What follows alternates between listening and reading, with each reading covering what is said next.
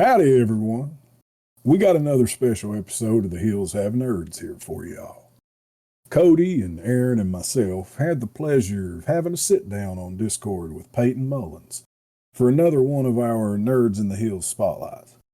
Now, Payton's a local boy from our neck of the woods here in Pike County, Kentucky's Mutt Belfry way, and he's authored his own comic book about a young man by the name of Jason Kelly, who just happens to be the survivor of a science experiment gone wrong, which ended up turning young Jason into his world's first and only superhero. Payton's comic is titled The Astounding All-Star. He was kind enough to come on the show and talk about it with us for a bit, and man, it was great. Payton really has poured his heart and soul into this book, and you'll see as you get on through the episode, I believe.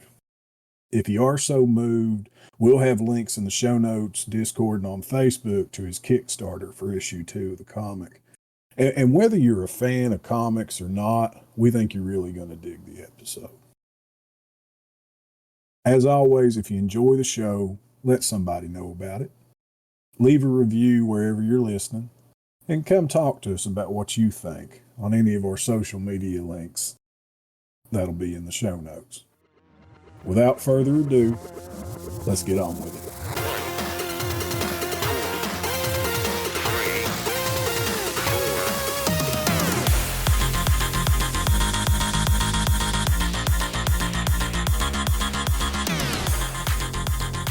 Hey, welcome to another special episode of The Hills Have Nerds, another one of our Nerds in the Hills spotlight. And if you listened to the intro before this, you already know who we have here. We're joined by a special guest, and that's Payton Mullins, and he's created his own comic book, The Astounding All-Star, and we're excited to talk to him about that, and I'll get him to introduce himself here in a minute. But first and foremost, it's me, Josh. I'm here. I got Cody here. Hello. We got Aaron. Well, hello. And then the man of the hour, we have Mr. Payton Mullins. Hey, how are you guys doing? Thanks for having me on. Absolutely, brother. It is an absolute pleasure. And this episode's been a little bit in the making, trying to hunt you down. Yeah, a little bit. I'm sorry. Oh, you're good. You're good, man. So Payton, everybody knows us, but tell us a little bit about you. You know, we got you on because you're a good old boy from the hills. You're a good hillbilly like us, and you've made a comic book. But tell us about Payton Mullins. Introduce yourself and give us a little bit of what you've done and why we have you here at the round table of nerddom. There you go. Dude, I've been a lifelong, nerd. I've loved this stuff literally as far back as I can remember, specifically superheroes. And I always had a strong passion for it. Started posting on TikTok probably 3 or 4 years ago, right around the pandemic time or maybe right after. And it kind of just started. I posted one video. I think I got like 4,000 views. And I was like, hey, that's like pretty good. At the time I was like, that's insanely good. And over time, I've just, kind of kept growing a social media presence in the stuff. I've got like 350,000 followers across all my platforms now, and I'm doing it professionally. So like that's how I make my income, and that freed me up in order to do something that I've always kind of dreamed of that I never thought I'd be able to, which was actually taking writing seriously and write my own comics. So that's how we got here, and the Astounding All-Star got made, and how I'm talking to you guys. That's incredible. That's a little daunting. It's a way to come in and kind of flex on us, poor little hills. Well, I wasn't do that. I mean, you asked. Thing you say, oh, by the way, I got 40 million TikTok followers and Kim Kardashian kiss my butt. Josh says as we're hoping to ride on that. Yeah. We're hoping we've got Payton on here because we want to steal everything. Yeah. No, I think, and which obviously I will be posting this on all my stuff, but I think what's really cool is just the you all are local, you know what I mean? And that's like that was the most appealing part for me, is like having other people. Because like the reason I started doing TikTok in general was because like I, again, love this stuff, but I didn't think I had anybody really to talk to about it, Like I got friends and stuff that like the MCU, but who doesn't at this point? But nobody wants to hear me ramble about a comic book, So that's why I really, exactly. And, but that's why I started posting on TikTok, because I was like, hey, maybe somebody in the void will want to hear whatever I got to say about stuff. And, slowly but surely it kind of built up over time. But that's what I think is so, kind of ironic and cool, but is, 3.5, almost 4 years later, now I'm here talking to people that live, 30 minutes away from me about it. So. Yeah, and we have never met before. We live 30 minutes away and running the same circles, and that's what I've found. So this is the third one of these Nerds in the Hills little spotlights we've done, and got a couple more in the works. Because there's so many people in this area that when I really started digging and trying to like find people to come on, and we got buddies in our circle that will suggest people to me like, oh, hey, have you talked to this guy or talked to that guy? And I'm like, no, I didn't even know this guy existed. I didn't know this guy was a person. And they're creating amazing things in this nerd environment that we all love to run in. And, the Venn diagram of our running circles never quite overlapped. And it's crazy, Pike County, Kentucky is a small world, but it's a little bit bigger nerdistry wise than we thought. Yeah. No. And I think that's, I think it's really cool. And I hope that's ultimately what your all show, is kind of doing, is showing people, like me and like, everybody else in Pike County who thinks that they're probably alone in this stuff, that they have people that they could find and talk to about it, The hills have nerds, man. The hills have nerds. That's the point. They're just crawling out of the woodwork at this point. Dude, they really are. They really are. We got, we got a decent following around Pikeman. We think we love all of our listeners and everybody that's been with us through this journey. But there's a lot of people out there that aren't just from around here that get interested in the art and the culture and the takes that we hill folk provide in these areas. Again, shout out. At this point, it's a ritual. We gotta give a shout out to our buddy in Scotland, Steve. Nice. Every episode we give a shout out to Steve now. What's up, Steve? Yeah. But he's our favorite. We got people all over the world. We don't have favorites, but yeah, we don't have favorites, Cody. We don't have favorites, but Steve's a favorite. Yeah. Yeah. But we got people all over the world listening to the nerds and being exposed to all this wonderful hillbilly nerdistry. So Payton. Mm-hmm. So what got you into all this? Like where did your nerdistry begin? Tell us about the humble beginnings of Payton Mullins, and what holler are you from, buddy? Who's your mom and dad? Yeah, who your mother is? Yeah, no, I understand. No, man, I mean, it started with my mom, ironically enough. She always liked superheroes and comics and stuff. Real big X-Men fan. She graduated high school in the early '90s, so that's kind of the time that X-Men hit their probably height, especially comic wise.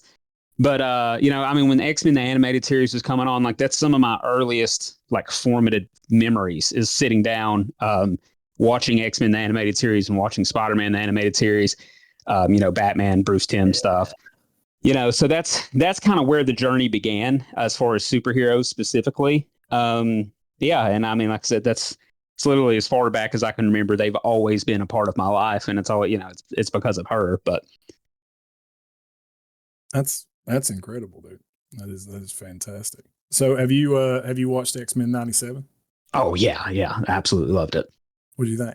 Oh yeah. So what do you like about it?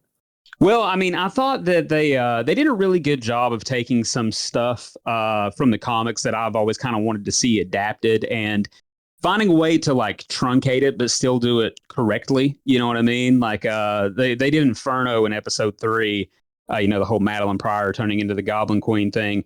Mm-hmm. And comic wise, dude, I think that's like 20 to 25 issues, like that event. Longer if you consider from the time that Madeline first shows up. And but they do it in a tight like 30 minutes, and it still works. It still makes sense. And I mean, honestly, just the writing in the show in general, I thought was fantastic. I mean, episode 5 when they adapted E for Extinction from the Grant Morrison run. But I mean, that's some of the best writing I think I've seen in television. I mean, that one episode alone was very, very impactful. So just thought it was a really, really well handled product. And then the voice cast returning was really cool too. So yeah, I dug it quite a bit. I just finished it a couple weeks ago. I really, and because I remember, I got such fond memories of watching on it was Fox Kids was where the first one Yeah. came up on, right? Yeah, that's probably the last time I watched Fox for anything. It was good, man. It was so good, and just kind of picking up where the old cartoon left off with a little bit. It's a little darker. I feel like I think it's a little more like contemporary, like young adult, rather than Right. the true kid focus. And I really really like it where they're going. I'm excited to see where they move on. Yeah, I'm too, and I agree. I think it is a little darker, but I think intentionally probably because they knew their audience, right? It's me, it's the people that were watching the original show 20 plus years ago. It's kind of who they were playing it for, and I think it worked out. Aaron, Cody, have you guys watched any X-Men 97 yet? I did. No. I've actually watched it all. I really enjoyed it. And yeah, it's very much darker, especially with between Magneto and Wolverine that one episode, and I'm like, oh, when I seen that happen, I was like, oh. We can do spoilers. I'll throw in a spoiler. I was never a big fan of X-Men, so I never even watched the original series. So when he starts ripping the adamantium, thank you, from his body, I was like, oh geez, this is on Disney. Yeah. Yeah, and that's another thing. Like I was amazed that they did like those storylines. That was I can't remember exactly. Was it Fatal Attractions? Anyway, it's the storyline comic wise that builds, leads into the Onslaught event. And, again, they just took a lot from those 90s comics, late 80s, 90s comics, even into the early 2000s stuff. You could tell, especially Bo DeMayo, the writer, like which comics he obviously very much enjoyed. I never thought Bastion was going to be like a villain in any kind of X-Men, stuff. Like you had to read a very specific time period of X-Men to like be a Bastion fan, It's a deep cut. Yeah. I never read the comics. I watched the animated series, the original series, and loved it, but never really read the comics. But I watched this. I loved the series, but I loved the Goblin Queen was fantastic. Bastion, mainly known Bastion from Marvel Champions, right, card game, and but I do know Onslaught, and I actually know Onslaught from a old toy that we used to have from Onslaught. But I'm really excited because it seems like they're leading toward that. So yeah, it does. It's to do the storyline that they just finished the season with. It does seem like it would be heading that way, which is funny because like Onslaught is like the most 90s villain ever, so yeah, I definitely think that's the direction they're going. Well, we're not here to talk about X-Men. We're here to talk about Payton Mullins. We're here to talk about what Payton Mullins has created. So, Payton, what have you built? What do I have in my hands in front of me that I'm staring at this young man in a blue and yellow jumper with a nice little coat and a mask holding a car above his head with a gentleman in his arms that I think might look like you? Yeah, so that was not my call. So the direction I gave for the cover to my artist was I wanted to do like an homage to two iconic number ones, right? So it's like a combination of Amazing Fantasy 15 with Spider-Man holding the guy under his arm and Action Comics number 1 with Superman holding the green car over his head. So that was the direction I gave him. My artist, when he sent it back to me, was like, yeah, that's you under, that he's packing. So I thought that was hilarious. But, Julian is absolutely fantastic. And, him doing little stuff like that keeps it really fun. So Julian is your artist? Yeah. His name is Julian Shaw. He's not from around this area or anything, but he's super talented. He's been working at Marvel for the last couple of years. And wow. Yeah. So he's definitely better than I deserve, probably. But it's he's fantastic, and he's been really, really good to work with. So tell us the comic real quick, because I want to get into your relationship with Julian Shaw and how you met all these people. But tell us about the Astounding All-Star. So you've got one issue of this out right now, right? Yes. So tell us how this came to be and what made you go with. Give us the sales pitch. Yeah. Give us why should I like this comic? Why should I? There you go. You all are lucky because I was literally at a con all weekend doing the sales pitch to everybody that walked by. So, it's the Astounding All-Star is a coming of age story. It's about Jason Kelly. He's a high school athlete who's had the quote unquote perfect life. You know, both of his parents are still alive, so we're kind of subverting the teenage superhero thing already with that. And he gets in a tragic accident after he graduates high school, and it turns him into his world's first superhero. So issue 1 is just his day 1 on the job, going out fighting crime for the first time. But yeah, I mean, you're kind of watching the idea of the entire first 5-issue arc is kind of watching a boy become a man. You know what I mean? Mm-hmm. So yeah, we're kind of just like thrust into it. That was one of the things that struck me when I read it was there's not a whole lot of like background on how All-Star, how Jason Kelly All-Star got his powers. We don't get a ton of that. We just kind of get him working for this, I guess, Shield analog or the U.S. government. Is that? Yeah. He's working for a general in the U.S. government.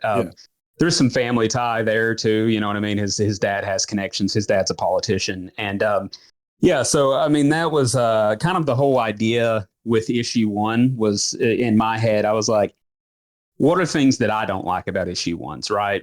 And too many times I find that they're boring.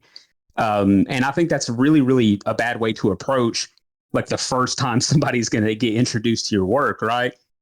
So I was like, I want to throw people in the story. I want it to be a lot of action. I want it to be really fun and fast paced. And, if they like it, if they like the character and like the story, then, as the story goes on, they can learn more about what happened and how he got his powers and all of that good stuff. But yeah, that was my thing going into it. Was like, write a comic that I would want to read, So that was my thought process for why you don't have a whole lot of standing around and exposition dumping, and you know what I mean? Got a character build, a world build, and right. Yeah. I guess I should ask, are you okay with us going into some spoilers on your comic or? Yeah, go for it. I mean, it's the whole social media stuff that I do. I mean, I talk spoilers all the time. I probably spoil a little too much, but that's really the only way to get people to care is if they know what's actually going on. Yeah. One issue, that's okay. Yeah. Well, I mean, how many times have you went into a comic shop and like picked up a book and just flipped through it and kind of got the gist of what the book is before you buy it? Yeah. I mean, too many to count. Yeah. Yeah. I have seen it done several times. Or just come in there. Oh, the new issue of What I Wanted came out. Let me go to the comic shop and just kind of stand there and read it, put it back on the shelf. And that happens a lot too. Yeah. That happens a lot. Yeah. Don't to our audience, don't be that person. Yeah, no, don't do that. Don't do that. I did have somebody at this convention last week, I'm pretty sure, read the entire book and then walk off, but because I like have them there and I'm like, yeah, you can flip through them. But like, I mean, that dude is like intensely flipping through for like 30 minutes. I was like, okay, well. Me and Cody worked at a comic shop for several years, and I don't know how many times knows what comic shop you worked at, because that's where I bought his comic from. Yeah. Yeah, big shout out to the guys at Page 3. Yeah. Yeah, that makes sense. If I stand at a store and I read the entire book, I'm going to at least do the courtesy of buying the book, even if I threw it away as I walked out. Right. Yeah. You got the entertainment. Yeah, I got my $4 out of this book. I'm going to pick it up. Yeah. Okay. So why a comic, man? What made you decide to, so you started making some TikTok stuff. So when you started on TikTok, let's back up a little bit. Let's back up before the comic, because I want the history of Payton Mullins. So you started TikTok during the pandemic? Yeah, right at the tail end of it. Okay. So you were doing like comic reviews or honestly, the first thing I posted was kind of more MCU geared.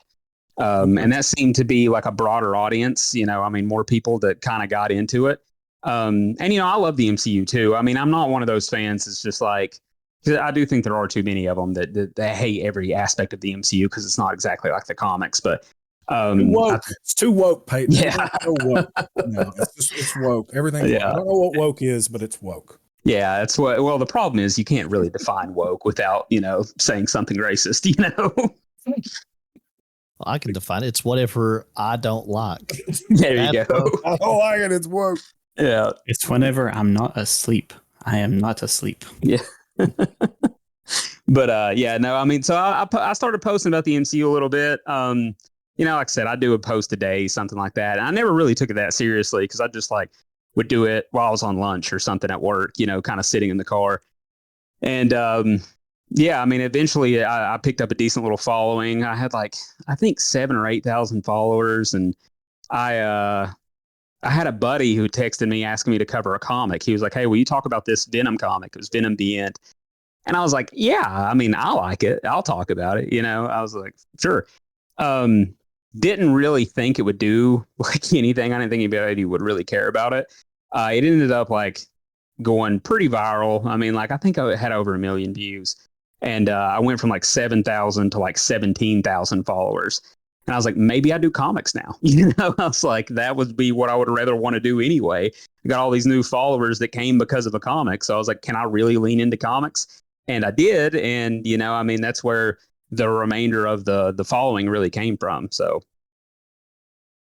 that's awesome. So had you wrote before? Had you been, kind of, amateur, right? Like when you were going to high school or whatever, did you, make your own, do little doodles and make your own comics and always have this idea that you were gonna, or that you would like to at some point? Like, was this something that you had done in spare time before, and now you have this following, you have a little bit of income coming from it? You feel like, oh, I can make something out of this? Or was it just, oh, I've now found this passion. Now I want to go into it now? Or did it grow, or did it just kind of immediately blossom? Yeah. So I mean, I've always kind of in the back of my mind been like, I think it would be cool to write comics, myself, but I never really saw any way of ever getting there. So I never really entertained it, I was like a jock in high school and stuff, football player and everything. And, I mean, even me taking art class was I mean, most of the other guys didn't really get down with that. But, I mean, I did a little creative writing here and there in college and stuff. I'd write some short stories, and, I always enjoyed writing, enjoyed telling stories in general. And that's even why the TikTok thing I think worked, is just because, I just had a little bit of a knack for storytelling and identifying parts of the story that are important, or that, are good hooks to get the audience engaged in, and, stuff like that. So, but yeah, I mean, it always was in the back of my mind, probably a little bit, but I never really saw a way in until I started doing this stuff on my own and started doing the social media stuff. And then I had a lot more time, and, I mean, I was doing it for a living. I, wasn't having to do it 9 to 5 anymore. But the idea for this comic actually came up about 2 years ago, probably. And it's I actually have the first little sketch of All-Star with some character notes about who he is on the back of one of my timesheets at work.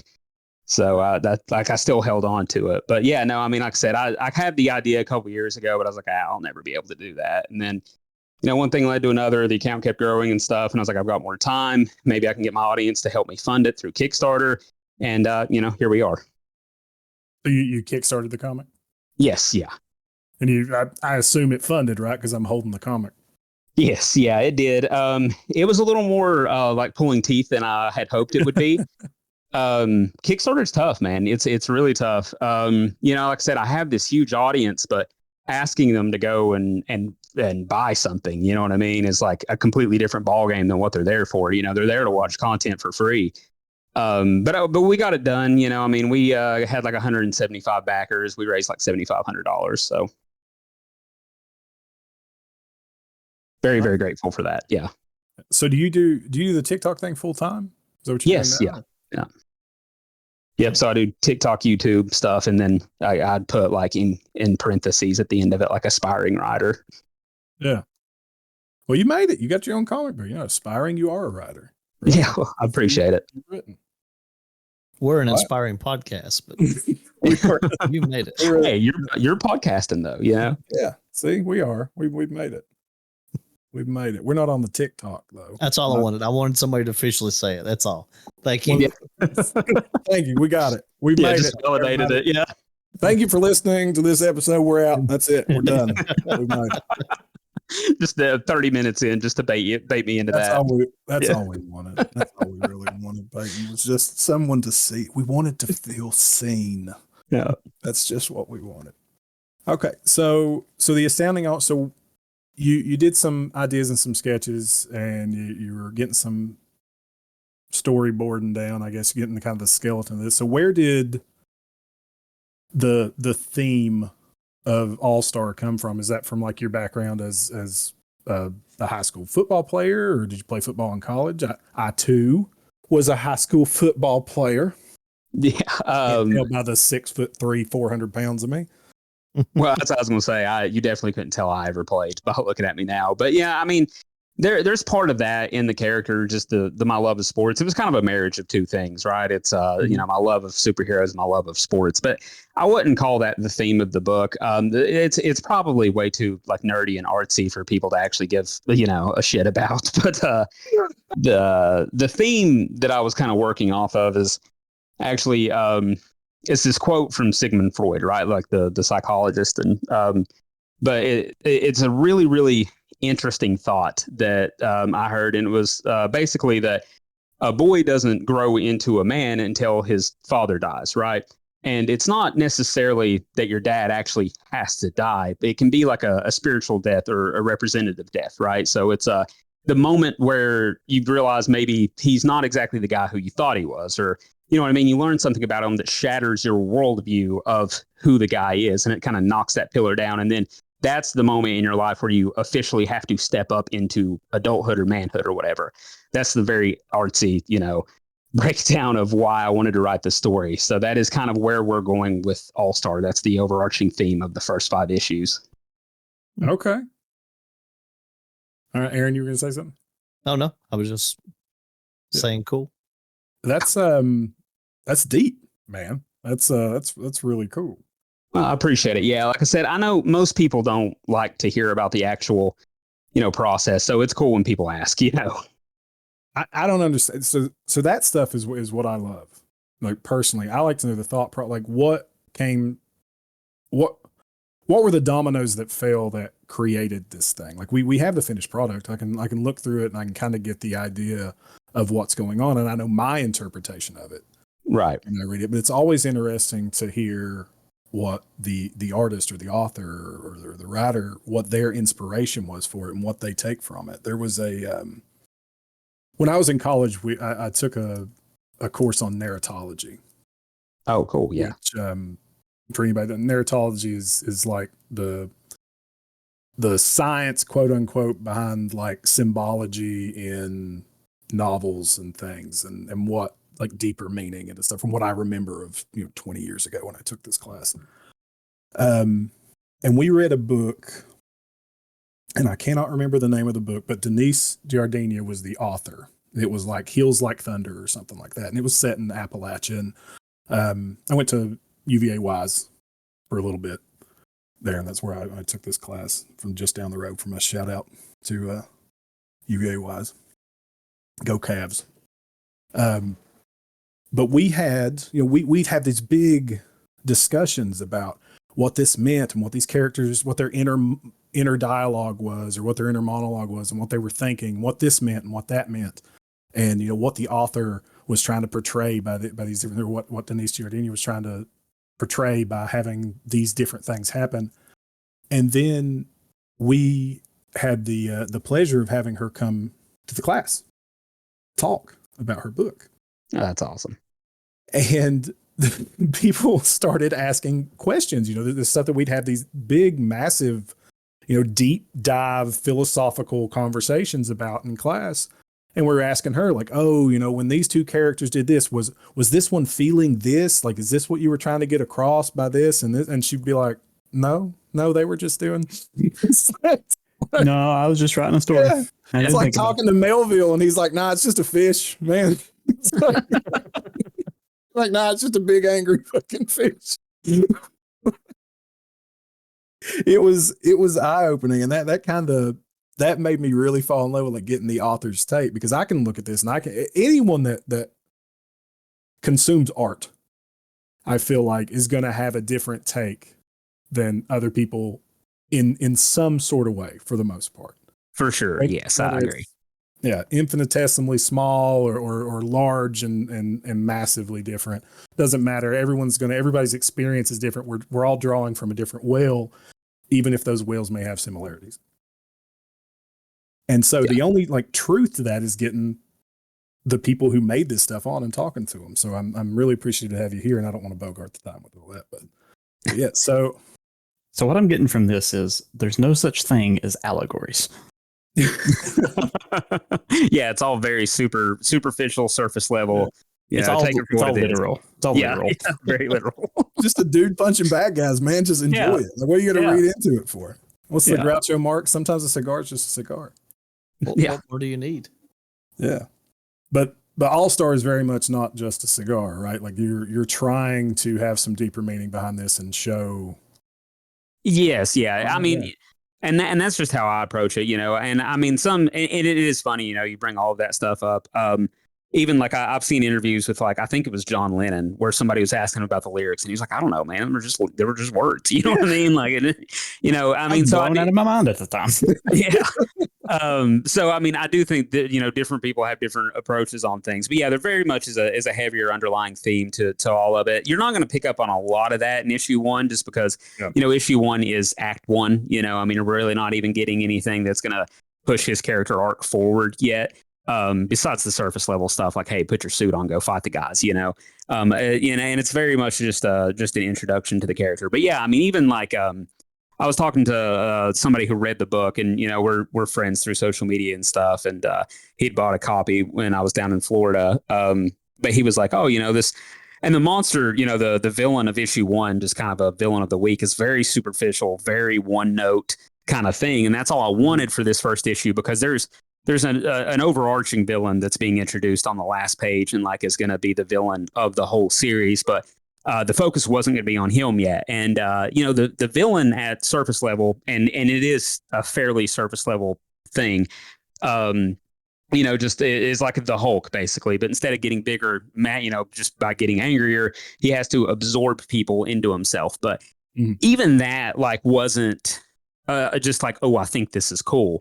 Like, where All Star was a coming of age story, and this was the first issue with him, I was like, what's a fear? Like, what's a physical manifestation of some kind of fear that I think, you know, a lot of teenagers have. And for me personally, it was like, you know, becoming kind of just part of the machine, right? Becoming part of everyone else, and just kind of like growing up and forming into this big homogenous blob of, you know, just people in the world, and never really finding a way to like have your own individuality stand out. So the Assimilator is the name of the monster, and that's kind of what that represents, even though you would never pick that up from just reading the book. You know what I mean? Like, he is just a monster that absorbs people. But that's like the thought process for why I picked that monster, if that makes sense. Oh, that's cool. I like that. Oh, thanks. I appreciate it. Yeah, it's like I said, I don't think anybody reading it would pick, you know, I mean, but it's just like I said, I try to assign some kind of something to everything. And, you know, and not to the point that it, you know, drowns it out to any kind of cool thing happening. But We don't want to be heavy handed, right? You don't want to hit people over the head with the allegory. yeah, exactly. It loses the meaning whenever you start like just laying it face first out in front of everything. Right. Just a little bit It's anyway. the reader, right? Like, it's like, I'm smart enough to pick this up. Maybe let me try. You know, Exactly. Yeah. And you do have to have faith in your audience. Really. I mean, I believe that. That's like, even like, I don't know how many of you all have read like Grant Morrison's books. But Grant has a lot of faith in his audience, you know. There's a lot of times where I've read something that Grant's wrote, and I'm just like, I don't know what the hell he's going for, but this is wild. Or you can be like, you know, our class was with Denise Giardina, just, you know, infer all kinds of shit that was just not there. Yeah, that's also very possible. Not there. But you know, you get, and I don't know if you feel this way, but do you, if someone came up to you and said, hey, I read also, I know we are just one issue into your book, and I'm very excited to read the second issue. But if someone came up to you and said, hey, I got this out of your book and it meant this to me, and it was something just way out of left field, like, how would you feel as a creator? I guess it would just depend on what they took away from it, you know. As long as it was something positive and something that I could see, you know what I mean? Like something I could draw some kind of parallel to, then I think it would be fine. You know, I think I'd probably, you know, think it was really interesting. You know, if they're like, oh, you know, like, I read this issue and I really think it supports like totalitarian dictatorships. And I'm just like, oh, yeah, that would, you know, I'd have to step in there, you know. But I do agree with apartheid. yeah. My favorite ruler was Stalin. Yeah. The Hills Have Nerds does not support apartheid or totalitarian dictatorships or Stalin. Yeah, there you Just go. gotta throw that out Thank there. you. Just have to do a little disclaimer. But yeah, so I mean, as long as there's some kind of something there that I think is positive takeaway, I think that would be cool. You know, I would really be interested to hear what it would be too. You know. Okay. So you have a 5-issue arc planned out right now, or you have more than that already? Yeah. So or what are you working on? So I didn't even start scripting issue 1 until I had the outline for the first 5 issues done.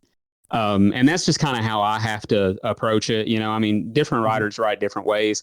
I very much want to know where it's going before I start. You know, I mean, that just makes me feel a lot more confident in, you know, I mean, in telling all of it. So, I mean, that was what I focused on first, was like, have your outline done, have your ending essentially done. And then we go back and we start scripting from issue 1, you know? And then, yeah, so I'm already pretty like 75% done with the script on issue 3. I've had the script for issue 2 done for forever. Issue 3 has been a little challenging script wise, just because like it is a 5-issue arc and we're like smack dab in the middle of it. And, you know, so we're in act 2, like approaching act 3. And it is like a little bit more challenging at this point, you know? But yeah, I mean, it's still, I think having that confidence of knowing where the story is going, like, helps a lot.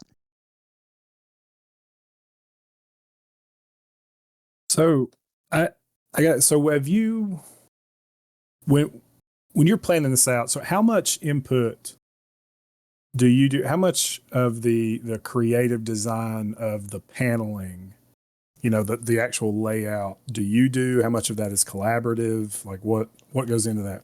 Okay, so and this on each page. Sorry. Right. Yeah, no, you're fine. And I love talking this too, because I think that's been the coolest part about starting to write a comic, is learning how different it is from any other form of writing.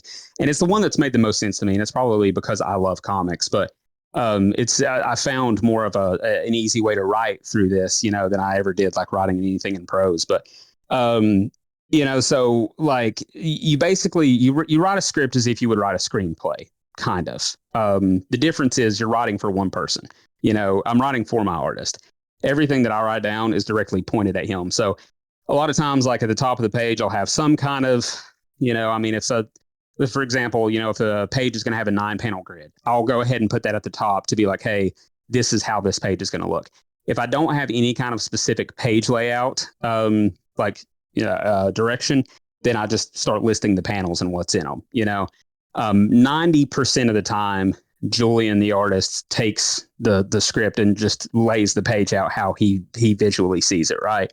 And I think deferring to your artist's judgment for the visual aspect of storytelling is usually a good way to go. You know, sometimes I'll dictate within a panel. I'm like, this needs to be an over the shoulder shot. You know, other than that, most of the time, though, I mean, that's rare. Like usually I have some kind of narrative reason why I think that shot would be more effective. But most of the time, I just kind of describe the scene in the panel, and then, you know, you let your artist decide how we're seeing it. You know, he's essentially your camera. Okay. This is fascinating to me, because I've read comics in some form or fashion all my life. I'm not like the most avid comic reader in the least. I didn't work at Page 3. Again, shout out Page 3. Cody and Aaron did. I don't know a ton about comics. I'm a Captain America guy. Nice. I've said this in the last episode. I've said it just on every episode, but you're new. I'll tell you, I have more pictures of Captain America in my home than I do my children. That is my catchphrase. Yeah. At this point. It's both true.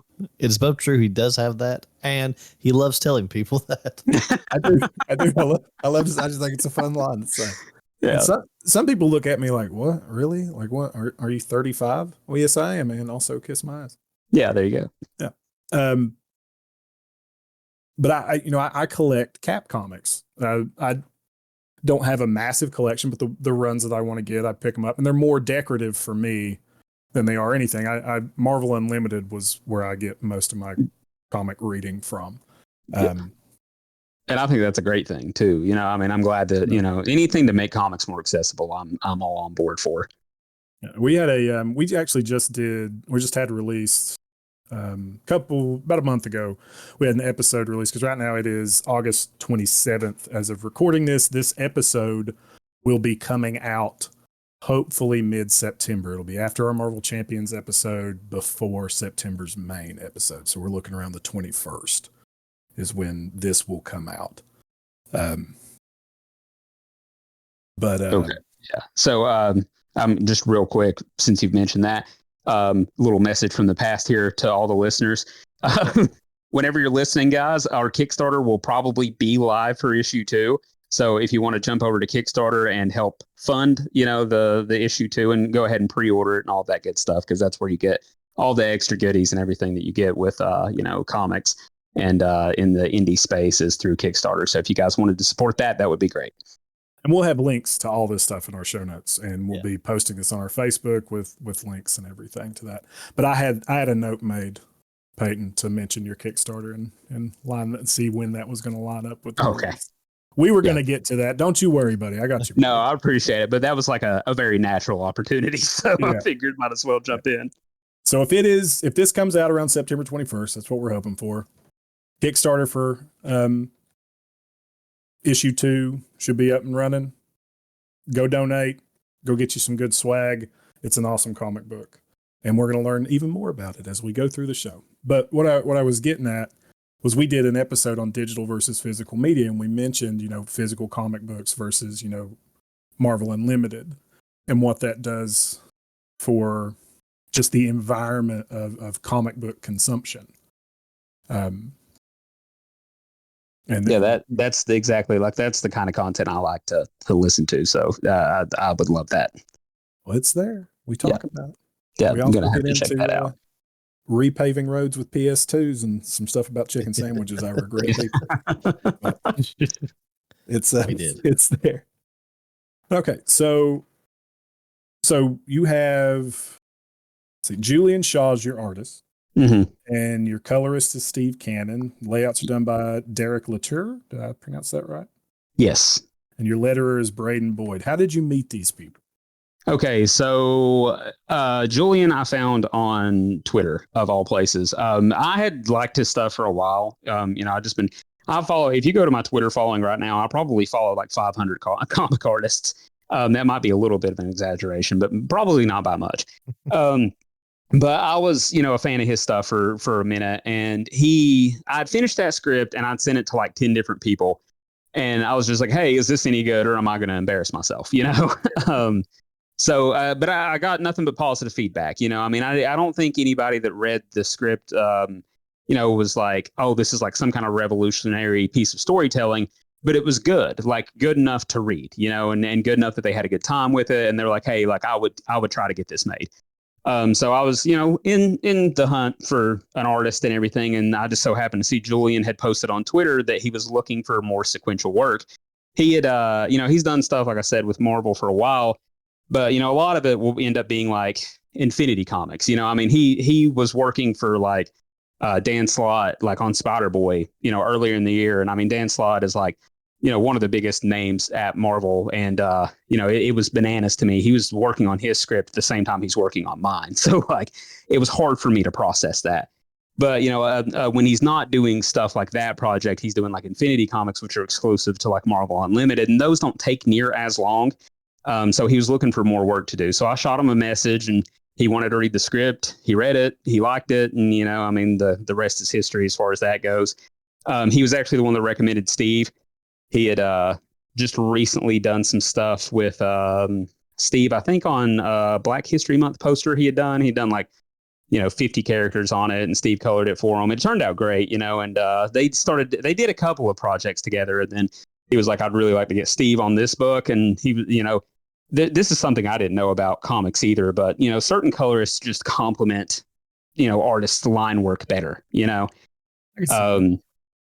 like Daniel Warren Johnson's one of the biggest names in comics right now, but he almost exclusively works with Mike Spicer as a colorist, because Mike Spicer does like, flatter colors. He doesn't use a lot of saturation or, shading or anything like that. And Daniel Warren Johnson just thinks that looks a lot better with his line work than anybody else's stuff.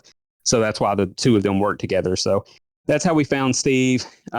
Derek was just kind of a thing where Julian was pressed for time with the Dan Slott stuff, some Marvel Unlimited stuff, and my stuff. And he had like basically subcontracted Derek in to do his thumbnails for him, his page layouts, you know. So Derek would go in there and kind of just draw the panels and, you know, loosely the figures in them.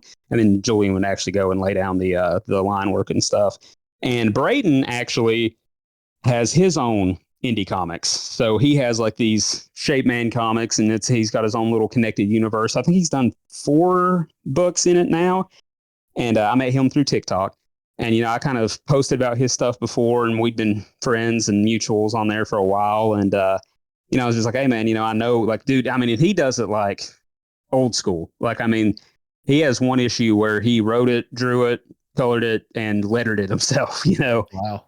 Yeah, I mean, he's very like classic kind of guy into comics. So I was like, hey, you know, you've got experience lettering. You know, we know each other. I was like, do you want to jump on this project? And he ended up lettering, and then he did one of our variant covers for us as well. So he's super talented. I mean, everybody on the team, I was really, really excited to work with, you know. That's really cool. So are they, is this the same team for, you know, going forward, you know, on the set on issue 2? Yep. So we were able to keep everybody together for issue 2. I'm hoping we can manage that all the way through. Braden is still a college student, so it just largely depends on where the production for the issues fall on, if he's going to be able to stay on the entire time. But Julian and Steve both are, you know, they're professionals in the industry. They don't have any other job, so they should be able to, barring something crazy like one of them getting a huge book, like working on ASM at Marvel or something, you know, barring something like that, they should be available for every issue. Well, I mean, you guys knocked it out of the park on this one. I mean, the art and just kind of like the coloring and how the pages look is great. Like, it is just a visually cool comic.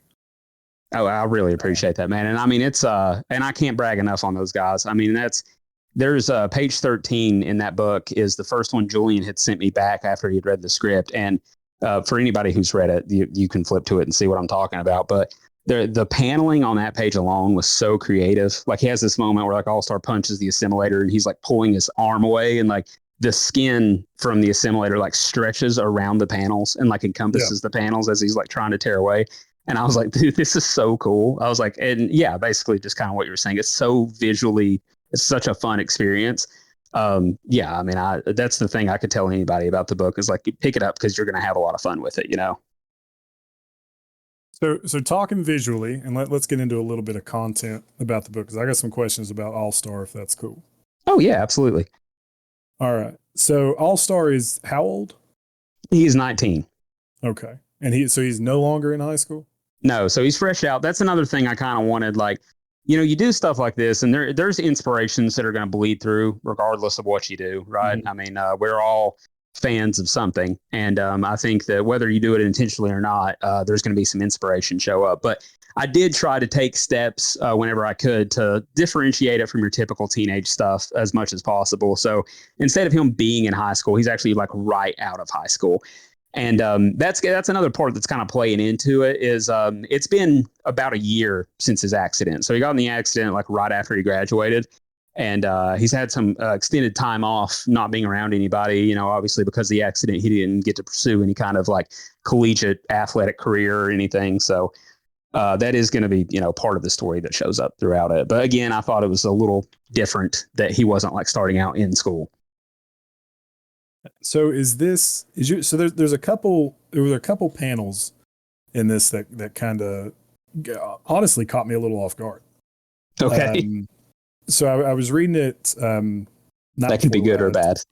I mean, I thought it was good. I like let me explain, and then you tell me what the thought process behind, and without, I guess, going into too deep spoiler territory or anything. So when I picked this up and I saw, okay, the Astounding All-Star is kind of he looks like a young guy, and then, he's out of high school, all this. I'm like, okay, this is probably going to be fairly benign comic, you know. Mm-hmm. Imagine Target. And this is just my thought process going into it. And I thought maybe Target audience is a little, you know, young adult, maybe early teens, something like that. And I started reading through. And there is one panel where these, I guess, army guys or this force he's fighting in Zagonia or Zergania. Yeah. These, I guess, terrorists. And I'm just reading through, and this guy jumps at him, and he's fighting him, and he fights one, and then he punches this dude in the face, and then there's like a pullback where he's standing over the body, and they're just gore, man. It's just, and I was not ready for that. Yeah, there's like an eyeball laying on the ground. I know exactly what these like broken, shattered fingers, and this dude. I mean, it's small. It's very small on the page. Most of the page is kind of this quick sequence montage of him fighting these dudes. Yeah, there's a little bit of blood. Yeah. And then just in the bottom right-hand corner of this page, it is just gore. Yeah. So what is the mentality of All-Star that he's a 19-year-old kid capable of that? Yeah, so that's actually, a big part of his journey as well, and that's and it being his day one, his issue one is his day one. That is again what I was thinking. I was like, this is supposedly the first time this kid's done this. So that's the thing is it's not really, that exactly. So he's trying to learn to control all of that, you know. He goes on this big spiel later in the issue about not killing people, but he's pretty well mutilated a couple of guys. Yeah, and even in that same 2-page spread, you can see like this guy goes to like stab him, and he just grabs the guy's wrists and accidentally like shatters both of his arms. Yeah. So he's not intentionally doing this, right? He does have this moral code. He does have this like love of life and like the sanctity of it and all that stuff, but. Again, this is this kid who has all this power, who's not really been trained to do, who could train him? He's the world's first person like this, right? Mm-hmm. So, I mean, there's this learning curve of like, oh, how do I go out here and do this? How do I fight this, these people and like do this job and not just knock people's head off, Yeah, there was earlier. There's a scene. It's pretty much his first interaction with a bad guy. Mm-hmm. These dudes coming out of a bank. And he uppercuts this guy, and he's dead. The guy he hit, he doesn't show it on. I'm just telling, as a reader, what I'm taking from this gentleman who is now 16 feet in the air, normally who is out of his shoes. He is out of his shoes. Yeah. He is either dead or his hospital bills are insurmountable. They're going to be pretty expensive. Yeah. Yeah. So then. It's a bad day to be a bad guy, as All-Star says. I'm leaning towards dead in that scenario. Yeah, well, so as the writer, I do get to dictate a little bit, be like, it's like the Batman stuff, right? Like Batman kicks a guy off the building, but Batman doesn't kill people, so the guy lives. You know what I mean? So it's kind of like in the Spider-Man game on PS4. Like if you kick somebody off of a building, he's thrown a web thing with him, so it just sticks him to the side of the building, so he didn't kill anybody. There you go. Even though he's also like hitting people with sewer lids in the head, He uppercuts this dude, and his friend, like I guess the co-robber here, is just looking on in abject horror. Right, it's staring on what has happened to his friend and cohort. And then the next panel, these All-Stars helping another lady change a tire. Yeah, and that's another thing that like. It's like, yeah, he has like good intentions. You know what I mean? Yeah. Like he's not trying to be vicious. And also in that same panel, though, she's changing the tire and he's just like, holding the front end of the car up off the ground. No problems, It's really cool, man. I dig it. I like that kind of that juxtaposition of capable of great violence, but also looking for great humanity. Right. Yeah. Right. And it's, and I think that's a place that, a lot of, not to get too philosophical or anything, but I think that's a place that a lot of like young men find themselves in. You know what I mean? Like, I mean, there is, I think, for a lot of guys, this aptitude to kind of like violence. You know what I mean? And then, as you get older, you got to find the strength to be gentle, and kind. So I think that that's like a part of it too. Yeah. And this is it's really good. It's really good.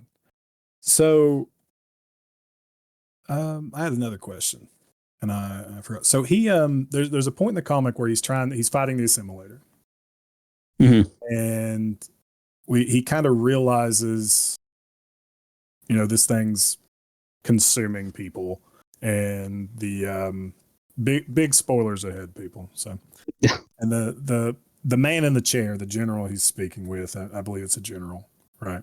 Yes, yeah. Kind of feeding him orders, is trying to get him to stop, get him to just put this thing down, kill it, and be done. And he makes that decision of, I can't just kill it. There may be innocent people stuck in this thing. And so he takes it all the way up, and he discovers a little bit about himself when he's up there. And he has this kind of internal montage of being back and on the football field. And it's less in the montage what we're seeing. We're not seeing internal monologue from him. We're hearing what everyone's saying about him. Mm-hmm. Is that purposeful there? Is that we're seeing that he has this tendency to just do it himself? Screw it, I'm gonna tuck and run. He's the quarterback.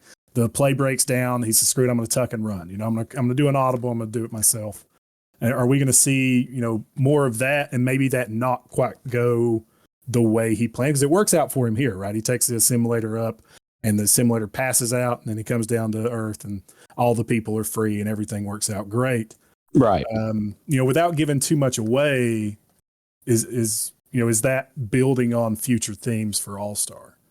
I think you're spot on. And that's so much of this is he's a young, hot-headed kid, and that's the thing, is his life has worked out so far, and everything has worked out so far for him, that's kind of what we're building on going forward, is like, what if it doesn't? Now that he's got these superpowers, I think the most interesting thing about it is that, he's had this great life, and, his parents are all loving and supportive, and, he's popular in school, he's an athlete, and it's like everything goes right for this guy. And then he becomes a superhero. And ironically enough, it's like after he gets the superpowers, that's when he's going to like really learn to be human. That's when he's going to learn that he has flaws and faults, and the life isn't fair to everybody, I know as a reader, I want to know what happened to this kid. Like, we get a small snippet of it in the comic. There is and I don't know what page I'm on, because the pages aren't numbered, and I'm an idiot and I can't count. 9, I think. Sure. You would know.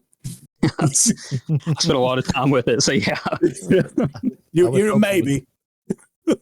We'll take your word for it. Yeah.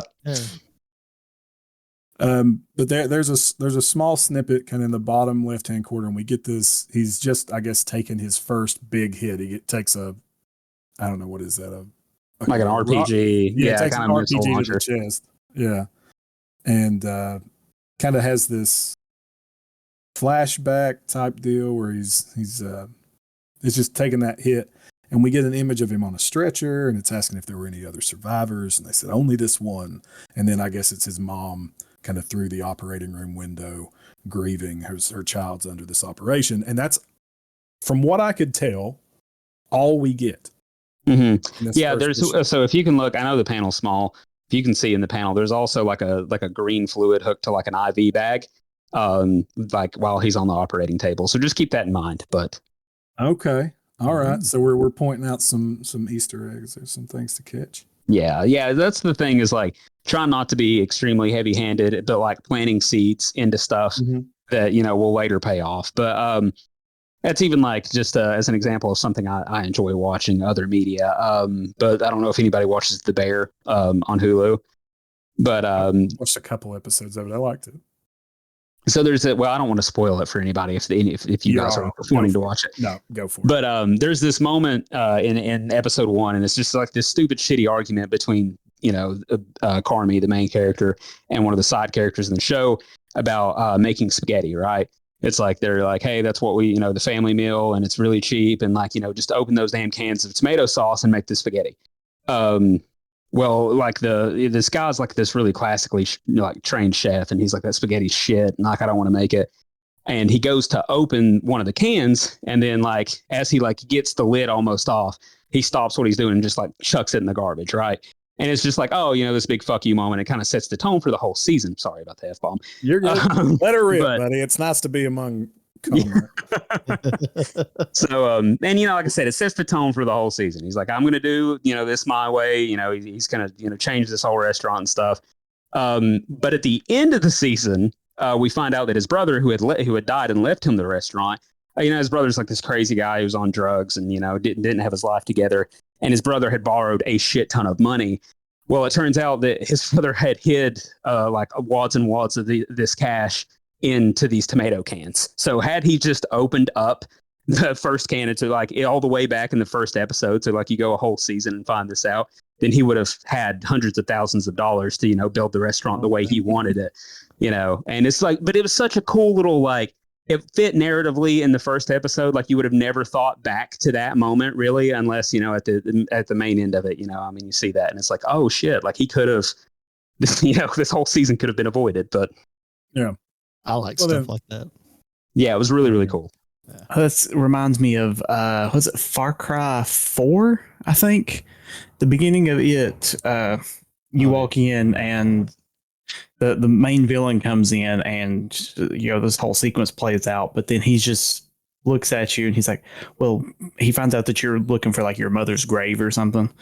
And he's like, well, I knew your mother. If you'll just wait here, I'll come back and I'll take you there. And if you actually just wait, I think it was like 10 minutes or something like that, he comes back, takes you to the grave, and the game ends. You beat it. Oh shit. Okay. But or you can escape like most people think you're gonna have to, because the guy comes back, like the guy's crazy, so right. But it is one of those like, that's a neat little way to that's game. cool. I love it, man. I love Easter eggs. I love the kind of aha moments. That's big reason I'm a big fan of the MCU, right? Like the MCU does that. We talked about the MCU earlier. And I think a lot of the stuff that we consume as nerds does that kind of audience payoff, or for people that have been fans for a while. You're seeing, if you pick up on these little things, and there's entire giant, communities online dedicated to picking apart all these shows and getting into that. It's wonderful payoff for the audience that's been with you to, from the get-go, to kind of do these callbacks and little Easter egg things and stuff like that. So it's awesome. And I'd love to ask you, are there any more Easter eggs in here? But we don't want to give it all away. People need to buy the book.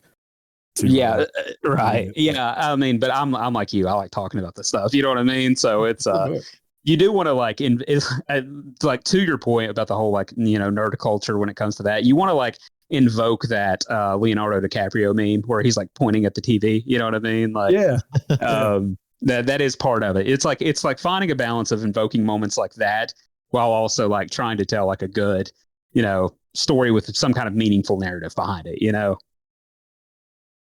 But yeah, there is a moment in, I don't want to give the page, but there is a moment in one of the later pages of the book where there is some teasing about, some potential stuff coming for All-Star power-wise, let's say. Yeah, I like, so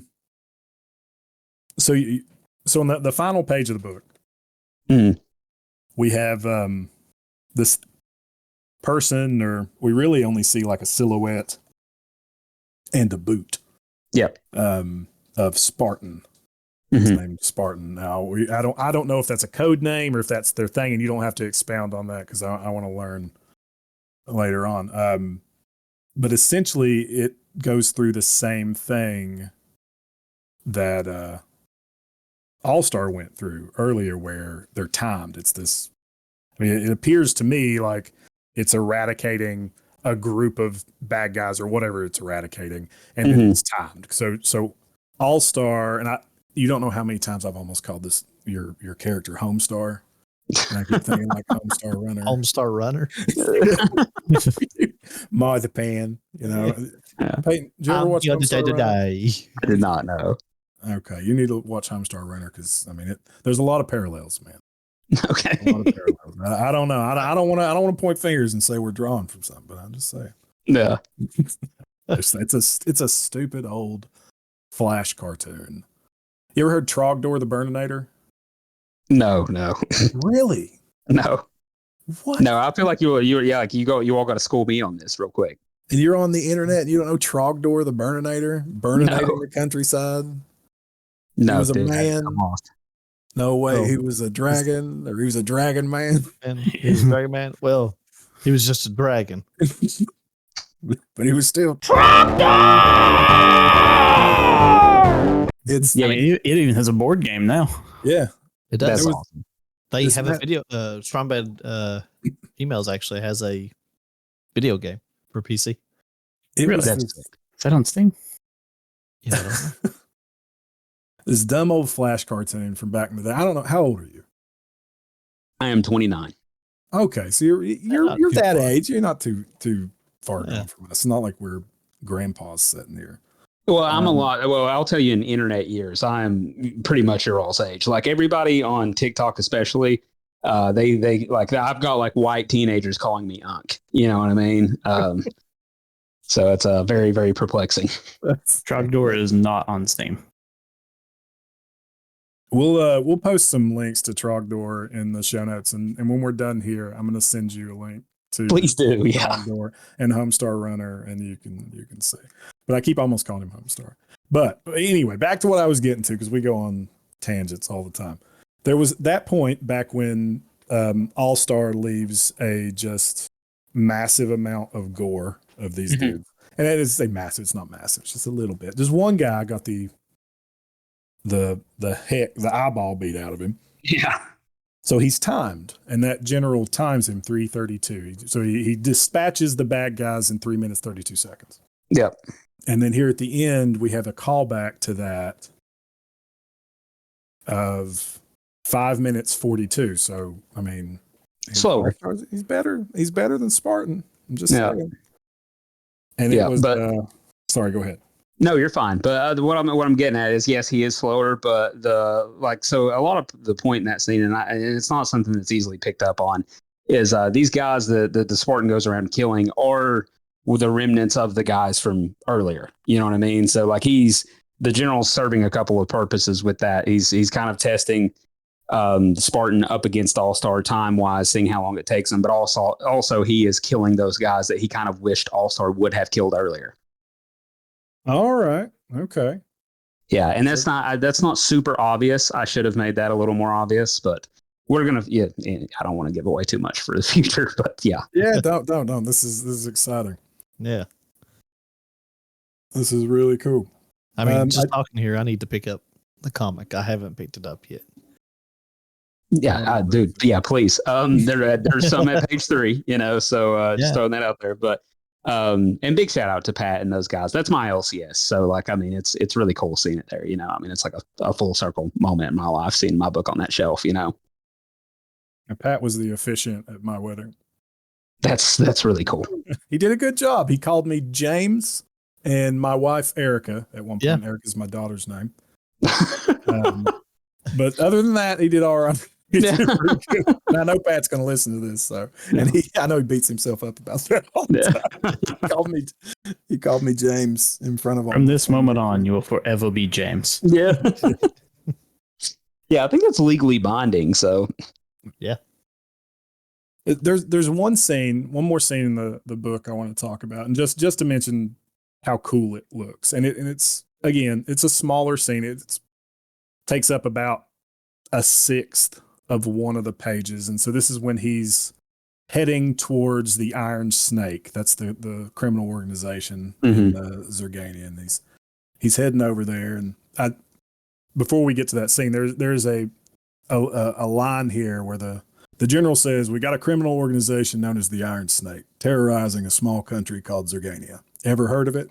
And All-Star responds with, "My parents may have been rich, but I've got a good old-fashioned public school education. So no." I love that. I thought that was great. I'm glad you appreciated that. And I did want to like have him have some organic, funny moments, you know? Yeah. And the hard part about that is like, you know, as a writer, it's like, am I funny? You know what I mean? Like it's, yeah, I mean, I thought that was hilarious myself. But to get into it is true. You know, a lot of people you talk to, none of us know anything about European countries. You know what I mean? I hate to speak really broadly, but we don't, you know? What are they doing over there? Black magic? I don't know. Yeah. Who knows? Steve could tell us. He's one of them European country people. Yeah. There you go, Steve. He's an honorary. Enlighten us. Nerd in the hills of Scotland. No, but the image I'm talking about is him kind of zooming, and I can't tell if he's underwater in this or if he's above the water. Oh, he's like above the water, and you can see like just because he's like out in the middle of the ocean, you can see like some like you know the whales and like fish and stuff. I loved that image. I just thought it was great. Well, and you know too, and even that is like, yeah, and they're necessary, right? Like, I mean, like there's times where you do have to like dump a little bit of exposition, you know what I mean? But I was like, that was like a fun way of like doing a tiny little exposition dump. Like we have some fun dialogue, and like the page I think looks good, you know. So I mean, it's I was very much trying not to bore anybody with any kind of exposition. Yeah, it's really good, man. The book is fantastic. I love that you've dedicated it to your mother. Yeah. And you spoke really highly of her earlier, and that she was and knowing how big of an influence that she was on you to get you to this point to publish your own comic is awesome. Is really, really cool. And yeah, no, I appreciate that, man. That's really great. Yeah, and that was and I don't think I touched on this earlier, but that was another big motivator. It wasn't like just now I have time and now I have a way to maybe get the money for the book and everything. But, you know, after she passed, you know, my mom was a big like artist, you know, like she loved to paint, you know, I mean, she painted, I've got probably 10 of her paintings hanging up in my house. You know, and after she was gone, I was just like, you know, it'd be cool to find a way to keep a little bit of that like art, you know, in the world. And I unfortunately am not talented in any way, shape, or form as far as art goes. So the best I can do is write stories. And, you know, so I mean, I thought that was a nice way of kind of like, you know, keeping some of that here. That's awesome. That's fantastic. Yeah. So I have another question. So Pat gave me a small little like 2-page comic. Yeah. The Astounding All-Star Love Needs No Words. Mm-hmm. I have that here. And so this, there are no words. And it is purely illustration and art. And it's small little boy. This creature comes out of nowhere, and he's kind of enamored by it. And All-Star's fighting it. And he's staring at All-Star fighting it. And he dispatches the creature, and then sees the boy has a medical bracelet indicating that he is autistic nonverbal, with in his name and number, and then I almost called him Homestar again. you got it. You got to watch Homestar, man. It's a compliment, I promise. Okay. And so All-Star takes him on a little ride and brings him back to his mother, and she's happy and he's kind. And on the back we have some statistics about autism. You know, it's estimated autism affects 1 in 68 children. Autism is a hidden disability. You can't always see the symptoms. Approximately 50% of children with autism are considered nonverbal. Wandering is a big concern for autism families. More than half of children with autism wander. Autism does not define who a person is or will become. Being nonverbal at age 4 does not mean children with autism spectrum disorder will never speak. Research shows that most will learn to use words, and nearly half will learn to speak fluently. Where does this come from? And do you have like a relationship with autism yourself, or is that just kind of a cause that you're championing? Or if you no. I mean, it's I mean, so my oldest son, he's 4 years old. He has autism, and he's, you know, at the moment still nonverbal, and he may always be. You know, and I mean, he's saying some words here and there, but and he's doing, you know, a lot of great things, and we're very, very proud of him. But that's why, you know, I mean, I wanted to write that story. That was something that I put out just online, like posted everywhere back in April for Autism Awareness Month. And yeah, I mean, that's the gist of it. You know, I mean, I thought that it's a good cause to kind of raise awareness about. You know, obviously it serves a secondary purpose of letting people see, you know, something that I created, and, you know, what the art team's capable of and all of that stuff. And, you know, I mean, so it serves more than one purpose. But I mean, the main point was like, you know, I paid the art team and the creative team for something that I just wanted to give to people, you know.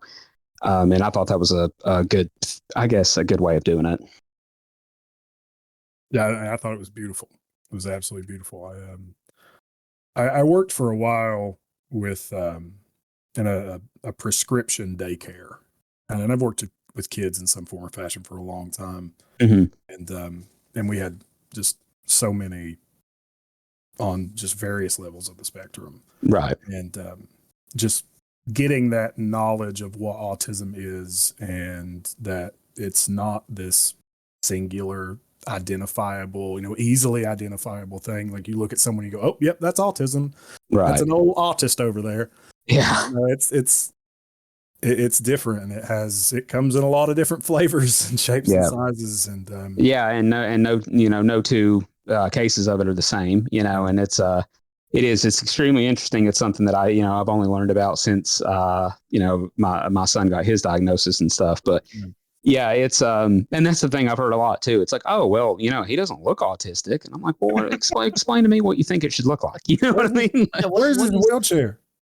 Yeah. I mean, it's but yeah, so it's those little things. Those are all numbers, statistics I pulled offline off of Angel Sense, I think. And that's the hard part about giving some stuff away like that with that factual information. I want to make sure it's accurate, right?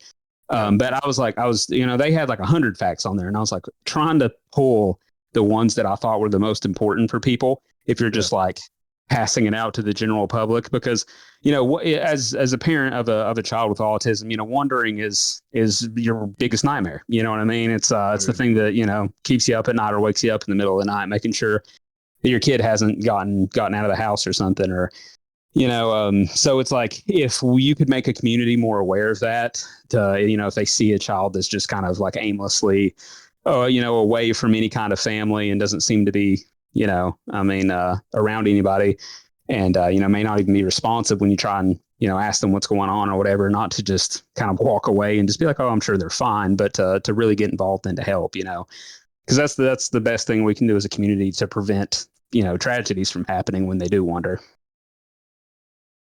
That is awesome, and that's a really good cause. And so, will these be kind of packaged with the book, or was this just something you kind of handed out for? I know. So Pat gave it to me. Said you would drop some off the other day. I didn't know. Yeah. So I'm taking them to conventions with me and handing them out. And like I said, it serves two purposes. It raises awareness, which I think is cool. And like I probably this weekend in Louisville handed out like 150 of those things to 148 people. It probably didn't mean a whole lot, but there was 2 times where somebody like took it, was walking away, read it, and then like was stopped in their tracks and came back and was just like, hey, I've got my brother or my son or whatever is autistic, and this means a lot to me and I appreciate it. So that is like the coolest thing you can do, right? Is when you put something out to the world that means something to people. Is there a place we could find it online? That short story? Yeah. Yeah. So I've posted it on, I think, all of my social medias, but I can actually my personal Facebook too, which is just Payton Mullins, which if anybody's in the Pike County area, you should be able to find me pretty easily on there. But this is where he lives. We'll tell you how to get to his house. Go to his house. My address. Yeah. Yeah. But yeah, no, so if anybody wants to look for that, then yeah, that is there. And yeah, it's or you can swing by page 3, a little, promo for the guys there, but and pick one up there. I'm trying to keep them stocked with them. Nice. Yeah. That's our favorite thing to do here on Heels Have Nerds, just dox all of our guests. Yeah. Here's a list of his schedule, greatest fears. Yeah. Here's when you can catch him walking out of his house. Yeah. This is when he's alone. Yeah. Does not carry a weapon. Yeah. Doors unlocked.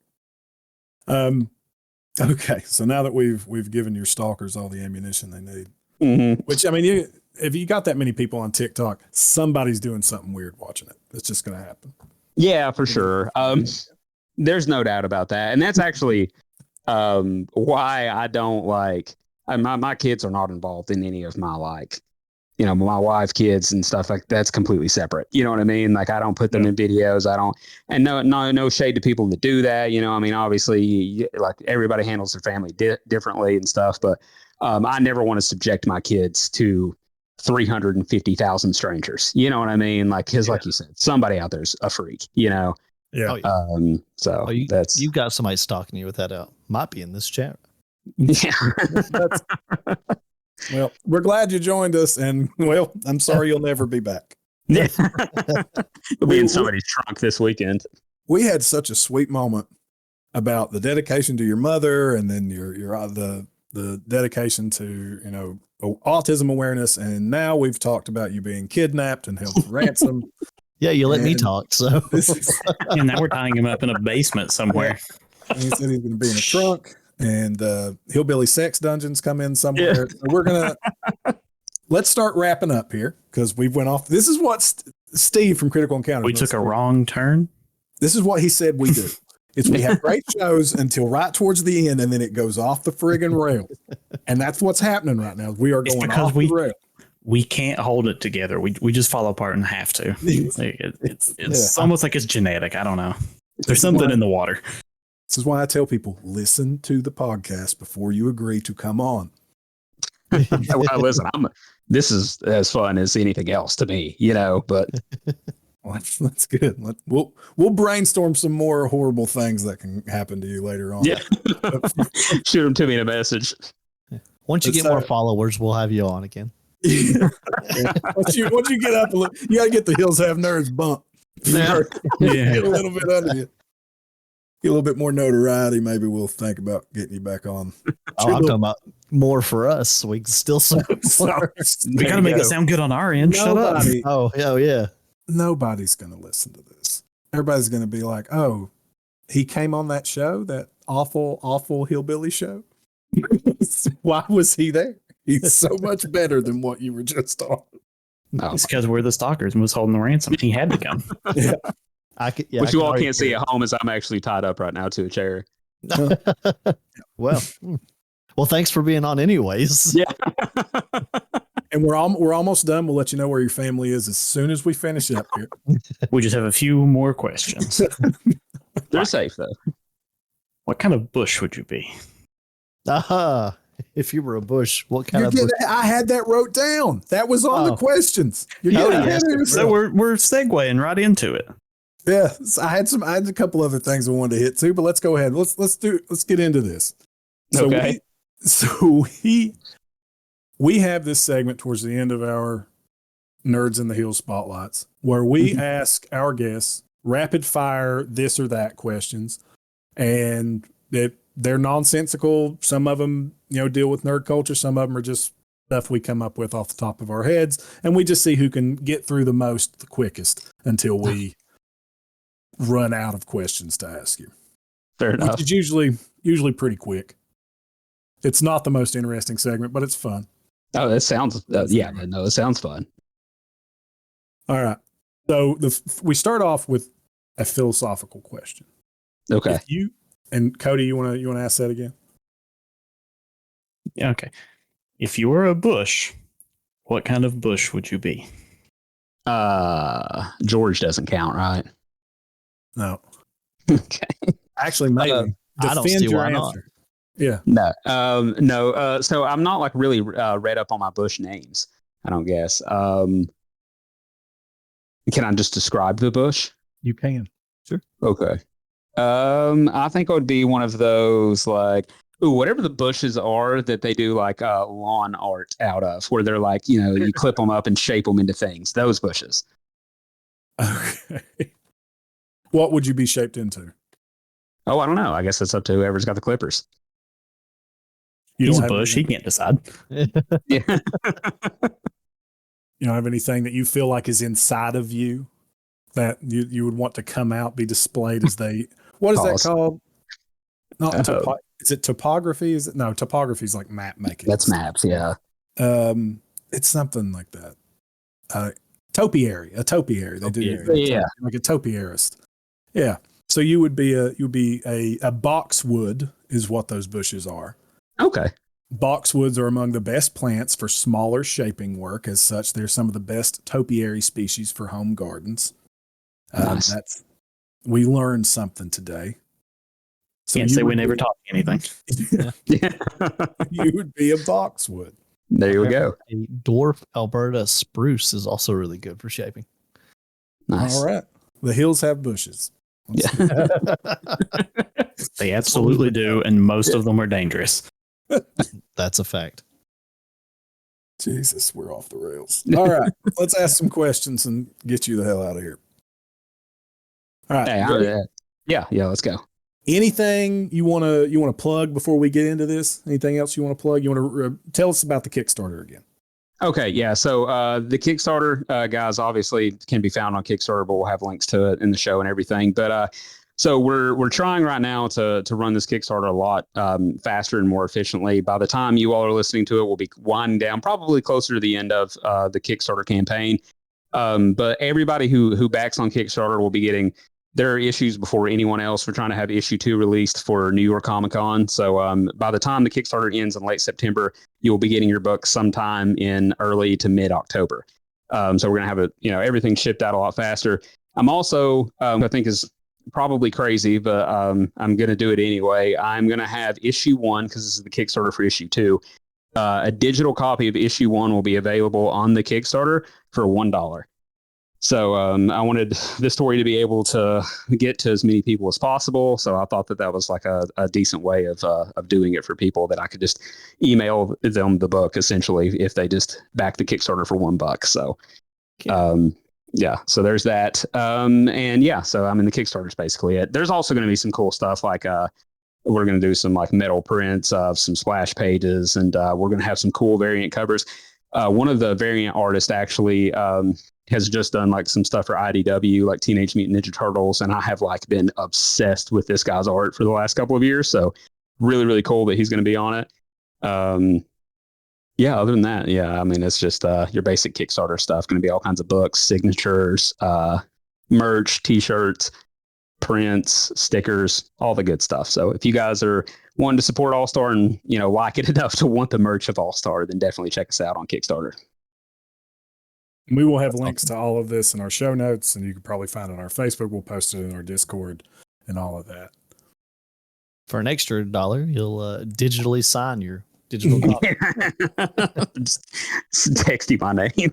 Yeah. You just type, it's like one of those, you just put the font over top of the cover. Just put Payton. Boom. No, I love that. There we go. Perfect. All right. And I had one more question before we get into this, and this is something we ask all our guests, because again, we are the Hills Have Nerds. Mm-hmm. We are nerds in the hills. You are a nerd in the hill. Yep. What is your relationship with the word nerd? And do you identify yourself as a nerd? And what does that mean to you? That's actually a really, really great question. I don't know. I mean, I think that I am a nerd, I mean, I don't have a negative connotation with it at all. I'm, proud of it. I think that the thing that is like weird for me is growing up here. You would think that like the word nerd would have had more of a negative connotation. It wasn't, again, I didn't have the experience to where like people really were interested in the things that I was interested, at least the people I ran with, the people in the, I was playing football and in jock circles and stuff. So, I mean, for example, I mean, when, Iron Man 2 came out, I had like one guy on the team who went and watched Iron Man 2 with me. And then, that was it. And then by the time Endgame came out, the entire football team was there, so. All right. First one, Marvel or DC? Marvel. Star Wars or Star Trek? Star Wars. Nintendo or Sega? Nintendo. Console or PC? Console. iPhone or Android? iPhone. Physical or digital? Physical. Captain America or Iron Man? Cap. Vampires or werewolves? Ooh, werewolves. Zombies or Frankensteins? Zombies. Steak or chicken? Steak. Anybody else, feel free to jump in with questions. Cats or dogs? Dogs. Sun or moon? Moon. Blue or red? Blue.